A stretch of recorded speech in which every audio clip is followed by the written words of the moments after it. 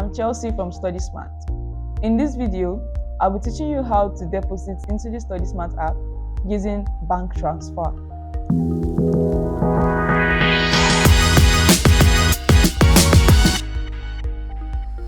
Step 1.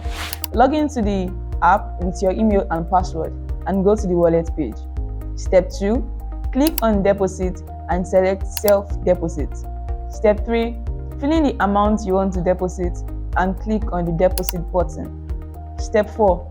Wait for it to take you to the payment page and select Change Payment Method. Step 5.